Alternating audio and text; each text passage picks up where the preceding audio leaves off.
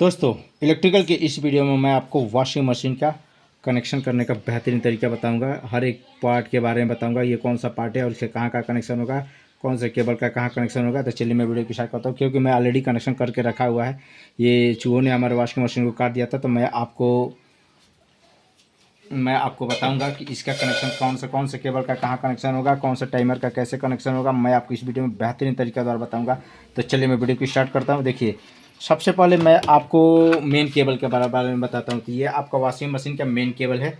इसमें से दो केबल निकलते हैं। आप सबको मालूम है, फेस और न्यूट्रल। फेस तो ये आपका फेस हो जा ये आपका सॉरी ये आपका फेस हो जा रहा है, ये आपका न्यूट्रल हो जा रहा है, ये आपका न्यूट्रल हो जा रहा है, ये आपका फेस है। तो इसका कौन से में पार्ट में केबल कनेक्शन हुआ है। देखिए, ये आपका बजर है, ये आपका स्पिन टाइमर है और ये आपका वॉश टाइमर है। ये ही बस वॉशिंग मशीन का मेन पार्ट यही है। देखिए, ये आपका वॉश टाइमर है, ये आपका स्पिन टाइमर है और ये आपका बजर है और ये आपका गेट का वॉशिंग मशीन के स्पिन का गेट है। तो इसका भी कनेक्शन होता है। तो चलिए मैं वीडियो को आपको आसानी तरीके से देखिए। सबसे पहले मैं आपको स्पिन का कनेक्शन करना बताऊंगा कि स्पिन टाइमर का कनेक्शन कहाँ का होगा। तो देखिए, ये आपका स्पिन टाइमर में दो ही केबल होता है। तो सबसे पहले स्पिन टाइमर का एक केबल का कनेक्शन आपका फेस में होता है, फेस में, और एक जो केबल बचता है ये आपका डोर में हो जाता है। तो ये मैंने एक डोर में कर दिया है। और डोर का एक केबल देखिए, ये आपका मोटर में कनेक्शन हो जाता है। आपका बोले तो कैपेसिटर से मोटर में जाता है। तो ये आपका स्पिन का तो समझ में आता। चलिए मैं एक बार और आपको बता। देखिए, स्पिन टाइमर में दो ही केबल का होता है। तो दोनों केबल का कैसे कनेक्शन होगा। देखिए, सबसे पहले इसमें से किसी एक केबल को आप फेस में कनेक्शन कर दीजिएगा। तो इस स्पिन टाइमर का एक केबल आपका बच जाएगा। तो एक केबल का आप कनेक्शन डोर वाले में किसी एक में कर दीजिएगा। डोर में दो निकलेगा। देखिए, एक और दो है। सब देखिए, डोर में एक है, दो है, तो दोनों में एक में किसी एक में कर देते हैं। ये आपका डोर का एक केबल बच जाएगा। एक केबल आप कैपेसिटर में कनेक्शन कर दीजिए, ये मोटर के लिए जाएगा एक केबल का इसका कनेक्शन। ये आपका कंप्लीट हो गया।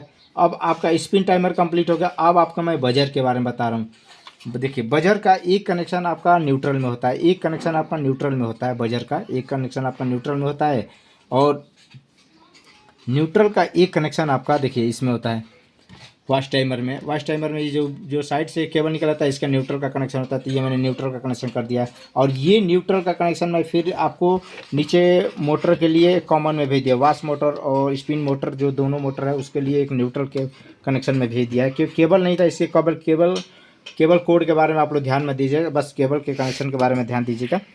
तो ये आपका हो गया। देखिए, इसमें ये आपका वॉश टाइमर है। वॉश टाइमर में से 5 केबल वाला ये वॉश टाइमर है हमारे वॉशिंग मशीन में। तो देखिए, सबसे पहले देखिए, ये आपका फेस का कनेक्शन है। इसमें से फर्स्ट जो केबल है इसका फेस का है। तो फेस का मैंने कनेक्शन कर रखा है। देखिए, ये भी आपका फेस में कनेक्शन कर रखा है। सेकेंड है आपका वजर का कनेक्शन, ये वॉश टाइमर का। देखिए, वो सेकेंड मैंने वजर में कनेक्शन कर रखा है। एक मैंने न्यूट्रल वजर में किया है और एक इसका वॉश टाइमर का एक बजर में कनेक्शन कर रखा है। ये जो दो केबल आपका बच रहा है, तो ये दोनों केबल का कनेक्शन मैंने आपको बताया था कि वॉश मोटर में ये कनेक्शन होगा।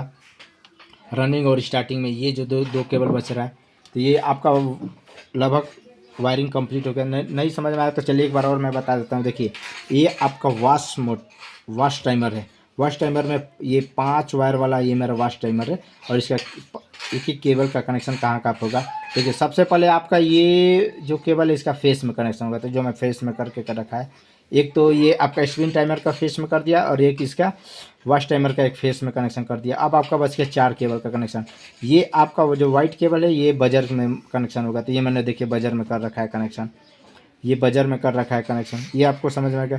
दो ये केबल बच रहा है, ये दो केबल आपका वॉश मोटर का होगा, एक रनिंग में एक स्टार्टिंग में, ठीक है। और ये इसमें का एक और केबल बच रहा है वॉश टाइमर का, ये आपका न्यूट्रल का कनेक्शन होगा। तो आप लोग का आशा होगा कि आप लोग कनेक्शन को समझ गए होंगे। और कोई भी परेशानी होगी तो फिर एक बार कमेंट कीजिएगा, मैं आपको सबसे आसान तरीके द्वारा फिर एक बार और समझा दूंगा। So thanks for watching my video.